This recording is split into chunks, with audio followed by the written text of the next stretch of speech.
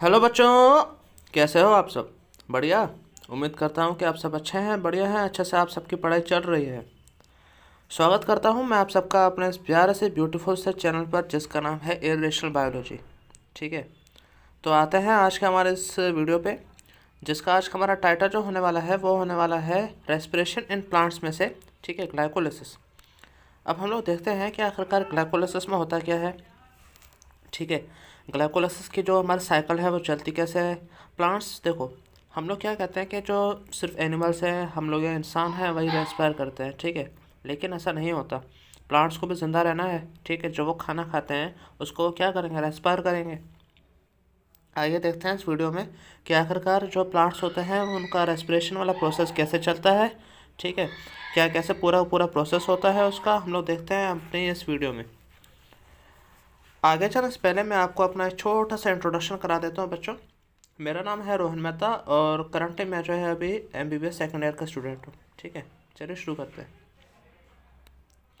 देखो, ग्लाइकोलाइसिस पहली बात तो होता क्या है। ठीक है, हम लोग इसको मतलब कैसे समझते हैं, क्या होता है ग्लाइकोलाइसिस, आइए समझते हैं हम लोग अपने इस वीडियो में। ठीक, अब देखो, एक सेकंड। ग्लाइकोलिसिस, ग्लाइकोस, ग्लाइकोस का मतलब क्या होता है, हमारा शुगर। ठीक है, लेसिस का मतलब होता है तोड़ना। ठीक है, ऐसी कोई भी साइकिल जिसमें हम लोग क्या करें, शुगर का, या तो हम बोल सकते हैं कि ग्लूकोज को तोड़ रहे हैं, वो हमारा होगा ग्लाइकोलिसिस। ठीक है, इसको हम लोग एक और नाम से जानते हैं, ईएमपी पाथवे। ईएमपी हमारा क्यों पड़ा है, देखो ये जो है, जिस साइंटिस्ट ने, तीन ऐसे साइंटिस्ट थे जिन लोगों ने इस साइकिल को देखा था, ढूंढा था। गस्टव एमडन, ओटो मेयरॉफ, जे पार्नास। ठीक है, ईएमपी, इसलिए इसको क्या कहते हैं, ईएमपी पाथवे। ठीक है, अब फिर इसका जो दूसरा पॉइंट आता है वो ये आता है, जो एनारोबिक ऑर्गेनिज्म होते हैं, मतलब कि ऐसे जीव जंतु जो क्या करते हैं, ऑक्सीजन का यूज़ नहीं करते। ठीक है, उनमें ये एक ओनली वन एंड ओनली एक प्रोसेस होता है रेस्पिरेशन का। ठीक है, ग्लाइकोलिसिस। अगर मैं ग्लाइकोलिसिस की बात करूँ तो ये होता कहाँ है, सेल में। ठीक है, सीधी सी बात है, ग्लाइकोलिसिस की अगर मैं बात करूँ वो सिर्फ होता है साइटोप्लाज्म में। ठीक है, सेल का जो साइटोप्लाज्म वाला एरिया होता है, एक तो या माइटोकॉन्ड्रिया, एक होता है साइटोप्लाज्म।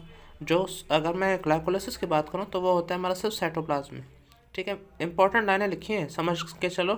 इनमें कोई ऐसा हम अगर बात बताएं तो एक ऐसा रॉकेट साइंस नहीं है। ठीक है, बस है, ऐसा होता है तो होता है। फिर देखो, फिर जो दूसरी चीज़ है वो ये है, जो इसमें क्या क्या होता है, जो ग्लूकोज है ना, उसका होता है पार्शियल ऑक्सीडेशन, है ना। फुल्ली ऑक्सीडाइज नहीं हो रहा। फुल्ली ऑक्सीडाइज वो तब होगा जब हमारा वो जाएगा कहाँ पर, वो हमारा जब जाएगा माइटोकॉन्ड्रिया में। लेकिन हमारे यहाँ पर जो है माइटोकॉन्ड्रिया में नहीं जा रहा है, वो जाएगा हमारा कहाँ पर, फिलहाल हमारा साइटोप्लाज्म में है, तो यहाँ पर इसका होगा पार्शियल ऑक्सीडेशन। ठीक है, क्या बनेगा, दो मॉलिक्यूल बनेंगे। कितने मॉलिक्यूल, दो मॉलिक्यूल, ये याद रखना, याद से ये पूछा जाता है। ठीक है, दो मॉलिक्यूल बनते हैं पायरुविक एसिड के। देखेंगे हम लोग इसमें क्या कैसे होता है। ठीक है, एक बार ऊपर ऊपर से ओवरव्यू आप ले लो, पूरी जो साइकिल है इसकी, वो मैं आपको समझा देता हूँ कि इसमें क्या होगा।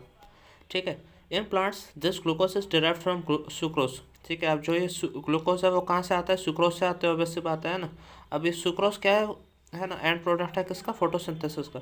फोटोसिंथेसिस में क्या कर रहा था, वो खाना बना रहा था अपना। अब उसमें खाना किस फॉर्म में बन रहा था, सुक्रोज में। और इस ग्लूकोज कहाँ से आएगा, वो सुक्रोज से ही आएगा। ठीक है, और सुक्रोज कैसे, मतलब ग्लूकोज कैसे आएगा सुक्रोज से, जो सुक्रोज है वो कन्वर्ट होता है हमारा ग्लूकोज और फ्रक्टोज में, किस में, इन्वर्टेज एक एंजाइम होता है उसकी हेल्प से। ठीक है, होप करता हूँ कि ये वाली स्लाइड आपको पूरी क्लियर होगी। जितना भी स्लाइड में लिखा है कुछ भी ऐसा इसमें है नहीं, है ना। आते हैं हमारे इस स्टेप में। अब जो यहाँ पर मैं आपको ये पूरी साइकिल दिखा रहा हूँ, पहली बात तो हमारे ये एनसीईआरटी से ली गई है। ठीक है, इसको एक बार देख लो आप, एक सेकंड। अब देखो, सबसे पहले मैं आपको यहाँ पर इस साइकिल का एक बार ओवरव्यू दे देता हूँ, एक सेकंड। इसको जूम आउट ही कर देते हैं। ठीक, अब देखो हो क्या रहा है यहाँ पर, सबसे पहले जो हमारा ग्लूकोज है, ठीक है, ग्लाइकोलिसिस था। एक मिनट मैं आपको फिर से एक बार बता देता हूँ। देखो हमारा क्या था, ये ग्लाइकोलिसिस।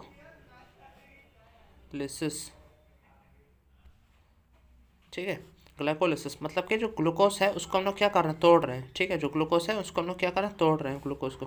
तो आइए देखते हैं कि आखिरकार वो कैसे टूट रहे हैं यहाँ पे। अभी पूरी पूरी साइकिल हमारी वहीं एनसीईआरटी की है। ग्लूकोज था, ठीक है, ग्लूकोज टूट करके क्या बनेगा, ग्लूकोज सिक्स फॉस्फेट में बनेगा। ठीक है, ग्लूकोज जो है हमारा टूट के किस में बन रहा है, ग्लूकोज सिक्स फॉस्फेट में। ठीक है, जो कि दोनों के दोनों कितना है 6 कार्बन है। कार्बन का नंबर आप याद रखना इस पर। एक सेकंड, थोड़ा सा यहाँ पे, हाँ, ग्लूकोज था, ग्लूकोज टूट करके किस में बना, ग्लूकोज 6 फॉस्फेट में। अब उसके बाद आते हैं जो ग्लूकोज 6 फॉस्फेट है वो किस में टूट के बनेगा, फ्रक्टोज 6 फॉस्फेट में। वो टूट के नहीं बन रहा है, मतलब उसमें कन्वर्ट हो रहा है। ठीक है, ग्लूकोज 6 फॉस्फेट और फ्रक्टोज 6 फॉस्फेट जो है एक ही चीज़ है, वो सिर्फ उसका जो है पोजीशन का अंतर आता है वहाँ पर। तो फ्रक्टोज 6 फॉस्फेट बना। फिर इस फ्रक्टोज 6 फॉस्फेट में क्या हो रहा है, यहाँ पर देखो एक एटीपी का मॉलिक्यूल यूज़ हो रहा है। ठीक है, एटीपी का मॉलिक्यूल यूज़ हो रहा है और एटीपी से क्या बन रहा है हमारा, एटीपी। क्या बन रहा है, एटीपी से हमारा एटीपी बन रहा है। मतलब कि क्या हुआ, देखो एटीपी था, ठीक है, एटीपी बना। अब मतलब कि इसका जाहिर सी बात है कि इसमें से एक जो है फॉस्फेट का मॉलिक्यूल निकल गया होगा, है ना। एक फॉस्फेट का मॉलिक्यूल क्या होगा, निकला होगा। तो वो फॉस्फेट का मॉलिक्यूल यहाँ फ्रक्टोज 6 फॉस्फेट के साथ आके जुड़ते हैं। तो हमारा क्या बनता है वहाँ पे, फ्रक्टोज 1,6 बिस फॉस्फेट। ठीक है, फ्रक्टोज 6 फॉस्फेट जो था वहाँ पर जो है फर्स्ट पोजीशन पर आकर के ये हमारा जो फ्रक्टोज सॉरी फॉस्फेट जो निकला था वो आकर के वहाँ जुड़ गया। क्या बना, फ्रक्टोज 1,6 बिस फॉस्फेट। वो भी हमारा कितना कार्बन था, 6 कार्बन था। ठीक है, यहाँ पर आप देख सकते हो वो भी हमारा कितना कार्बन है, 6 कार्बन है। अब क्या होगा, यहाँ पर आता है पागल। कौन आता है, पागल। ठीक है सर, पागल कहाँ से आ गया सर, आप यहाँ बच्चों वाली बात करो। देखो मैं दिखाता हूँ आपको। जो यहाँ पर ये हमारा फ्रक्टोज 1,6 बिस फॉस्फेट है वो दो कंपाउंड में यहाँ पर टूटेगा। ठीक है, कौन कौन से कंपाउंड है वो, एक तो है ये ग्लिसरॉल्डियाइड 3 फॉस्फेट और जो दूसरा है वो है ये डाईहाइड्रोक्सी एसीटोन फॉस्फेट। यहाँ पर देखो इसको हम लोग जो ग्लिसरॉल्डियाइड 3 फॉस्फेट है उसको हम लोग ऐसे भी पढ़ सकते हैं 3 फॉस्फोग्लिसरॉल्डियाइड, इसको ये भी हम लोग कहते हैं। तो इसलिए इसका जो नाम है वो है PGAL। ठीक है, इसलिए हम लोग इसको क्या बोलते हैं, पागल। और जो ये है ना डाईहाइड्रोक्सी एसीटोन फॉस्फेट, इसको हम लोग बोलते हैं दाप। यहाँ पर दो मॉलिक्यूल आते हैं, पागल और दाप। ठीक है, ये आ गया यहाँ पर। अब थोड़ा सा इसको मैं यहाँ पे क्लियर कर लेता हूँ, आगे आपको पूरा दिखाऊंगा एक बार, है ना। यहाँ पर खिचपिचार वरना मच जाएगी आपके लिए। दो मॉलिक्यूल में टूटा ग्लिसरॉल्डियाइड 3 फॉस्फेट और डाईहाइड्रोक्सी एसीटोन फॉस्फेट, जो कि दोनों में है 3 कार्बन कंपाउंड है। कितने कार्बन कंपाउंड है यहाँ पर, 3 कार्बन कंपाउंड है। कार्बन का नंबर याद रखना आप, ऊपर देखो 6 आ रहे थे, यहाँ तक कितने थे हमारे, 6 कार्बन थे। अब यहाँ से आगे जो जितनी भी कहानी हमारी चलेगी वो हमारे 3 कार्बन पे चलेगी। ठीक है, अब देखना ध्यान से। अब यहाँ पर देखो बन गए ये मॉलिक्यूल हमारे दो। जो हमारे यहाँ पर पागल और दाप है ना वो एक दूसरे के क्या होते हैं, कन्वर्ट होते रहते हैं, है ना। पागल दाप में कन्वर्ट होता रहेगा, दाप जो है पागल में कन्वर्ट होता रहेगा। अब देखो मैं यहाँ पर पागल और दाप इसलिए यूज़ कर रहा हूँ ना, थोड़ा सा ये आपको याद रहेगा वहाँ पर, है ना, कि सर ने ऐसे कहा था पागल दाप पागल दाप पागल दाप, है ना, तो याद रहेगा ये चीज़। अब क्या होता है, जो पागल है मतलब कि ग्लिसरॉल्डियाइड 3 फॉस्फेट है, ये अभी हमारा आगे कन्वर्ट होगा किस में, देखो कैसे होते कन्वर्ट। यहाँ पर हमारा आता है एक मॉलिक्यूल NAD+ का, किसका, NAD+ का एक मॉलिक्यूल आता है जो कि कन्वर्ट होता है NADH+H+ में। ठीक है, NAD+ का एक मॉलिक्यूल कन्वर्ट होता है हमारा NADH+H+ में। और आगे बनेगा क्या, ग्लिसरॉल्डियाइड 3 फॉस्फेट का 1,3 बिस फॉस्फोग्लिसरिक एसिड, 1,3 बिस फॉस्फोग्लिसरिक एसिड। ठीक है, जो कि वो भी कितना है, 3 कार्बन का कंपाउंड होगा। अब सर एक बात बताइए, ऊपर हमारा 6 कार्बन का बन रहा था सर, अब हमारा नीचे जो है 3 कार्बन के आ रहे हैं सर। तो ऐसे में तो वो पूरा एक साइकिल तो बैलेंस हुई नहीं। पहले 6 के हम लोग दे दिए थे, यहाँ से ग्लूकोज 6 का आ रहा था, है ना, लेकिन अभी तो आगे 3 का आ रहा है। तो NCERT की एक खासियत बात है, यहाँ पर देख पा रहे हो 2 × लिखा हुआ है, मतलब कि जो अभी कंपाउंड बना ना यहाँ पर ये 1,3 बिस फॉस्फोग्लिसरिक एसिड का जो कंपाउंड बने वो 2 बन रहे हैं यहाँ पर। ठीक है, इसलिए हम लोग यहाँ पर कितने हैं, 2 मॉलिक्यूल यहाँ पे लिखे हुए हैं हम लोग, ताकि एक जो पूरी साइकिल है, रिएक्शन है, वो पूरी बैलेंस रहे। ठीक है, ओके, तो देखते हैं आगे क्या इसका साइकिल क्या बनेगा अभी। जो देखो 1,3 बिस फॉस्फोग्लिसरिक एसिड बना था, ठीक है, वो आगे हमारा कन्वर्ट होगा किस पे, 3 फॉस्फोग्लिसरिक एसिड। सर वहाँ पर 1,3 था बिस फॉस्फो, मतलब कि 2 फॉस्फेट थे। यहाँ पर सर ओनली आ रहा है 3 फॉस्फोग्लिसरिक एसिड, मतलब कि एक फॉस्फेट वाला ग्रुप चला गया। सर वो फॉस्फेट वाला ग्रुप कहाँ चला गया सर, देखो अब अगर फॉस्फेट वाला ग्रुप कहीं आकर ऐड हो सकता है तो वो वाला फॉस्फेट ग्रुप वहाँ से निकल के कहीं और भी तो जा सकता है। मान लो एक ADP आई, ठीक है, वो कन्वर्ट हो रही है किस पे, ATP में। अब यहाँ पर कहीं ना कहीं एक फॉस्फेट का ग्रुप आया होगा ना, तो यहाँ से देखो 1,3 बिस फॉस्फो ग्लिसरिक एसिड, मतलब कि 2 फॉस्फेट ग्रुप हैं, वो आकर के इस एटीपी के साथ जोड़ेगा। एक सेकंड, इस वाली एटीपी के साथ आके जोड़ेगा और एटीपी बना देगा। इसलिए एटीपी का एक मॉलिक्यूल हमारे पास यहाँ पर आ गया। कितना आया? एटीपी का एक मॉलिक्यूल हमारे पास आ गया और क्या बना? 3 फॉस्फो ग्लिसरिक एसिड। ठीक है, फिर यह 3 फॉस्फो ग्लिसरिक एसिड क्या बनेगा? 2 फॉस्फो ग्लिसरेट, है ना। मतलब कि वो जो फॉस्फेट ग्रुप था वो 3 पोजीशन से 2 सेकंड पोजीशन पर आ गया। अब जो ये 2 फॉस्फो ग्लिसरेट है, ये क्या करेगा? पानी किसके, मतलब H2O के प्रेजेंस में यहाँ पर वो पानी को छोड़ देगा, है ना। पानी छोड़ेगा, उसके वहाँ पर क्या बनेगा? 2 phospho phenol pyruvate, 2 phospho phenol pyruvate. ठीक है, 2 पैप, इसको हम लोग ये बोल सकते हैं कि 2 पैप फॉस्फोइनॉल पायरुवेट। अब ये फॉस्फोइनॉल पायरुवेट क्या करेगा? यहाँ पर एटीपी का एक मॉलिक्यूल बनाएगा, एक बनाएगा, 2 बनाएगा, वो सब हम लोग देखते हैं। यहाँ पर एटीपी का मॉलिक्यूल यहाँ पे एक आएगा, यहाँ से एटीपी मिलेगी हमें, और क्या बनेगा लास्ट में? जो इसका मेन हमारा ग्लाइकोलिसिस का प्रोडक्ट था, जैसे हम लोग क्या कहते हैं, पायरुविक एसिड, जो कि है एक 3 कार्बन कंपाउंड, वो आके बनेगा। ये थी हमारे पूरी ग्लाइकोलिसिस की साइकिल, है ना। कुछ भी नहीं था, 10 मिनट का काम था इस पूरी साइकिल को समझना। कैसे याद करना पड़ेगा लेकिन ये आपको, है ना। आप इसको याद करते जाओगे, सारा याद हो जाएगी। आता समझना थोड़ा सा आखिरकार, जल्दी जल्दी ये सब मैंने क्या लिखा हुआ है ना। आओ, ये पूरी जो अभी तक पढ़ाया मैंने आपको, ये NCERT वाला, ये इसी का ही अभी आगे फ्लो हम लोग देखने वाले हैं, क्या कैसे होने वाले। अभी देखना ध्यान से, एक सेकंड, मैंने एक चीज़ छोटी सी गलती की हुई यहाँ पर, आप बताता हूँ आपको। देखो ग्लूकोज आ रहा था, ठीक है, ग्लूकोज था। अब यहाँ पे मैंने थोड़े एंजाइम के नाम लिखे हुए हैं, वैसे वो एंजाइम NCERT में नहीं है तो पूछेगा नहीं, इतना टेंशन मत लो, है ना। एक एंजाइम लिखा हुआ है बस मैंने यहाँ पे, और कुछ उतना नहीं लिखा। ठीक है, देखो ग्लूकोज था, ग्लूकोज क्या हुआ? ग्लूकोज बना हमारा ग्लूकोज 6 फॉस्फेट में, ठीक है, जो कि हमारा कितना कार्बन कंपाउंड था? 6 कार्बन कंपाउंड था। यहाँ पर मैंने एक चीज़ लिखना भूल गया हूँ, एक सेकंड, मुझे थोड़ा सा टाइम दे दो। यहाँ पर एक चीज़ आएगी अभी, एक सेकंड। यहाँ पर ADP, ठीक है, ATP आएगी, मतलब ATP से ATP बन रहा, ठीक है। तो फॉस्फेट ऑब्वियस से बात है निकला होगा, तो वो फॉस्फेट कहाँ गया? यहाँ पर ग्लूकोज के साथ जोड़ा, क्या बनाया? Glucose 6 phosphate. फिर वही ग्लूकोज 6 फॉस्फेट हमारा बनाया फ्रक्टोज 6 फॉस्फेट, है ना। अब फ्रक्टोज 6 फॉस्फेट क्या बनाएगा आगे जा करके? Fructose 1,6 bis phosphate. और देखो 1,6 बिस फॉस्फेट, मतलब 2 फॉस्फेट ग्रुप आ रहे हैं यहाँ पर। तो ऑब्वियस सी बात है, जो ATP है उसने क्या किया होगा? ADP में कन्वर्ट हुआ होगा, और जो फॉस्फेट ग्रुप आया होगा वो जा करके इसके साथ जुड़ा होगा, है ना। क्या बना? Fructose 1,6 bis phosphate. अब देखो मैंने 2 एरो लगाए यहाँ पर, मतलब कि 2 अलग अलग जो है कंपाउंड बन रहे हैं, ठीक है। कौन से कंपाउंड थे? पागल और ताप।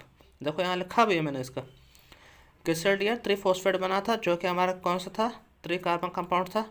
और जो डाईहाइड्रोक्सी एसीटोन फॉस्फेट बना, वो भी हमारा कितना था? 3 कार्बन कंपाउंड था, ठीक है। ये दोनों इंटर कन्वर्टेबल हैं, कन्वर्ट होते रहते हैं एक दूसरे में। फिर जो हमारा ग्लिसरॉल 3 फॉस्फेट था, वो हमारा कन्वर्ट हुआ किस में हुआ? 1,3 बिस फॉस्फोग्लिसरिक एसिड में।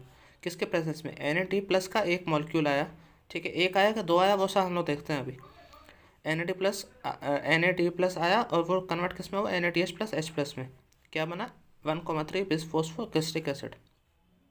फिर देखो, अब हमारा यहाँ पर जो अगला कंपाउंड आ रहा है, वो भी हमारा 3 कार्बन है, ठीक है सर, मान लिया। लेकिन यहाँ पर सर बिस फॉस्फो नहीं है, यहाँ पर ओनली फॉस्फो है, मतलब कि एक फॉस्फेट का हमारा कंपाउंड चला गया यहाँ से, ठीक है। वो कहाँ गया? वो गया हमारा ATP के साथ, जो कि हमारा क्या बनाएगा? ATP। यहाँ देखो हमारा ATP आ गई, ठीक है, प्लस ATP। यहाँ हमारा प्लस ATP, मतलब हमें एनर्जी मिली है। यहाँ पर रेस्पिरेशन का मेन काम क्या होता है? एनर्जी लेना, है ना। यहाँ पर ATP जा रही थी, तो यहाँ से क्या लिखेंगे हम लोग? -ATP। यहाँ पर भी हम लोग लिखेंगे -ATP, है ना, -ATP। अब देखो हमारे यहाँ तक देख लिया, 3 फॉस्फोग्लिसरिक एसिड बना था, 3 कार्बन। अब वही आकर के बनेगा हमारा 2 फॉस्फोग्लिसरेट, है ना। फिर ये 2 फॉस्फोग्लिसरेट H2O वाटर का कंपाउंड हटाएगा वहाँ से अपने से, क्या बनेगा? फॉस्फोइनॉल पायरुवेट, जिसको हम लोग क्या कहते थे? पैप, ठीक है, पैप कहते थे। अब ये पैप क्या करेगा? ये आगे फिर से बनेगा हमारा ग्लाइकोलिसिस का, जो कि एक फाइनल वो था, प्रोडक्ट था, जिसको हम लोग क्या कहते थे? Pyruvic acid. ठीक है, त्रिकार्बन कंपाउंड पायरुवेक एसिड, लेकिन बना कैसे रहे सर? सर यहाँ पर भी हमें एटीपी मिल रही है, मतलब यहाँ पर भी प्लस एटीपी। ठीक है, अब सर आपने यहाँ पर प्लस एटीपी लिखा, सर माइनस एटीपी लिखा, लेकिन हम हो गए सर कंफ्यूज कि आखिरकार हमें जो एनर्जी मिली वो कितने एटीपी मिली, टोटल अगर हम लोग बात करें कितने एटीपी की एनर्जी मिली हमें। अब देखना पूरे साइकिल में हम लोग यहाँ पर एक बनाने वाला हूँ मैं कि एटीपी हमारी लॉस कितनी हुई। पहली बात, एक सेकंड, मैं यहाँ पे इसका पूरा पूरा बनाने वाला हूँ आपके लिए कि एटीपी लॉस कितनी हुई हमारी इज इक्वल टू, देखो चलो देख करके आते हैं कि एटीपी लॉस कितनी हुई। देखो यहाँ पर लॉस हो रही थी, एक second, let me the change the colour pen. ठीक है, हाँ, अब देखो यहाँ ध्यान से, यहाँ एटीपी लॉस हुई। ठीक है, कितना एटीपी लॉस हुआ? एक कंपाउंड आ रहा है। ठीक है, मतलब कि यहाँ पर हम लोग 1 1 का कर रहे थे ना, 1 1 1, एक एक का कर रहे थे, 2 2 का भी आगे होगा ताकि एक रिएक्शन उसकी जो है वो एक बैलेंस रहे। ठीक है, यहाँ 1 1 का आ रहा था, मतलब 1 एटीपी हुई। ठीक है, यहाँ भी 1 का आ रहा था, 1 एटीपी हुई, मतलब टोटल ओवरऑल कितना एटीपी लॉस हुआ हमारा? 2 एटीपी लॉस हुआ। ठीक है, 2 एटीपी लॉस हुआ, 2 एटीपी लॉस हुआ। अब सर दूसरी जो हमारा जो चीज़ था वो ये है कि सर हमारा एटीपी गेन कितनी हुई। ठीक है, एटीपी हम लोगों को गेन कितनी हुई, मतलब एटीपी हमें पॉजिटिव में हमारी कितनी एटीपी आई थी वहाँ पर। चलो इसको भी देख करके आते हैं एक बार। देखो एटीपी यहाँ पर तो हमारा कुछ गेन वाला नहीं था, ये हमारा लॉस में था, ये हमारा लॉस में था, है ना। यहाँ पर देखो पॉजिटिव में आई, लेकिन सर यहाँ पर पॉजिटिव में आई तो कैसे आई थी? मतलब कि एक एटीपी आई कि 2 एटीपी आई? सर हमें क्या पता, यहाँ पर देखो 2 एटीपी आएगी। क्यों आएगी? क्योंकि हम लोग यहाँ पर जो कार्बन है हमारा वो कितना है, 3 कार्बन कंपाउंड है, तो हम लोग उसको 2 से मल्टीप्लाई कर रहे थे, याद आया? तो यहाँ पर हमारे कितनी एटीपी आई? 2 एटीपी आई। सेम यहाँ पर भी ऐसे था, यहाँ पर भी देखो 3 कार्बन कंपाउंड है, तो हम लोग इसको किससे मल्टीप्लाई कर रहे थे? 2 से मल्टीप्लाई कर रहे थे। एक सेकंड, यहाँ पर 2 से मल्टीप्लाई, यहाँ पर भी 2 से मल्टीप्लाई, तो यहाँ पर भी एटीपी कितनी आएगी? 2 आएगी। तो 2 यहाँ पर आई और 2 यहाँ पर आई, टोटल कितनी हुई? 2 और 2 4, 4 एटीपी आ गई हमारी। ठीक है, अगर हमसे कोई सवाल पूछता है कि ग्लाइकोलाइसिस के रिएक्शन में हमारे जो एटीपी का जो टोटल लॉस हुआ, ठीक है, वो कितना हुआ, तो हमें बताना है 2 एटीपी का लॉस हुआ और एटीपी गेन कितनी हुई? 4 एटीपी हुई, है ना। तो नेट कितना हुआ, है ना, नेट एटीपी हमारे पास कितना आया? नेट एटीपी कितना आया? देखो लॉस कितने का हुआ था? 2 का हुआ था, गेन हुआ था 4 का, तो 4 - 2 2 एटीपी। ठीक है, 2 एटीपी था नेट एटीपी अगर मैं बात करूँ ग्लाइकोलाइसिस की। ठीक है, ग्लाइकोलाइसिस में इतना ही सवाल पूछता है और कुछ नहीं पूछता, सिर्फ और सिर्फ वो साइकिल वगैरह पूछेगा यहाँ पर। और ग्लाइकोलाइसिस में एक ये भी चीज़ पूछता है कि कौन कौन से स्टेप में हमारा जो है एटीपी का लॉस हो रहा है और कौन कौन से स्टेप में, एक सेकंड, हाँ, और कौन कौन से स्टेप में हमारा जो है एटीपी का गेन हो रहा है। ठीक है, ये सब चीज़ें पूछता है और पूछता है कि NAD+ का जो है वो कौन से स्टेप में आ रहा है, ये सब चीज़ें पूछता है। और साइकिल मतलब पूरी याद होनी चाहिए। ये जो NCERT की जो साइकिल है इसको मैं थोड़ा सा और यहाँ पे कर लेता हूँ एरिस। वैसे NCERT तो होगी आपके पास, है ना, ऐसा कोई नीट एस्पिरेंट तो है नहीं जिसके पास NCERT ना हो, तो आप एक बार देख लेना इसको। ठीक है, इस पूरी पूरी साइकिल को एक बार देख लेना, बहुत इंपॉर्टेंट है ये। ठीक है, ये मैंने पूरा यहाँ पे एक अपने तरीके से बना दिया था ताकि एक खुला खुला रहे और हर चीज़ दिखे आपको। ठीक, होप करता हूँ कितना आपको समझ में आ गया पूरा। और कोई अगर आपको यहाँ पर डाउट हो तो आप मेरे से पूछ सकते हैं यहाँ पर। ठीक है, नीचे कमेंट सेक्शन में। अगर फिर भी आपको अपने प्रिपरेशन के रिगार्डिंग कुछ पूछना है तो आप जो है टेलीग्राम पे जा करके ये सर्च करिए, चैनल का नाम सर्च करना है आपको, वहाँ पर जा करके आप मेरे से डायरेक्ट जोड़ भी सकते हैं, इरेशनल बायोलॉजी। ठीक है, ये आप जा करके सर्च करें अच्छे से। और फिर भी अगर आपको कोई दिक्कत है पूछें मेरे से, पढ़ते हैं अच्छे से, है ना, नीट आने वाला है आपका। और दूसरी चीज़ याद रहे, इस वीडियो को जो है जितना हो सके उतना बच्चों शेयर कीजिए, है ना, ताकि जितने भी नीट वाले हैं बच्चे, 12th वाले हैं, 11th वाले हैं, उन तक ये वीडियो पहुंच पाए। ठीक है, मिलते हैं हमारे नेक्स्ट वीडियो में, तब तक के लिए tata bye bye, all the best.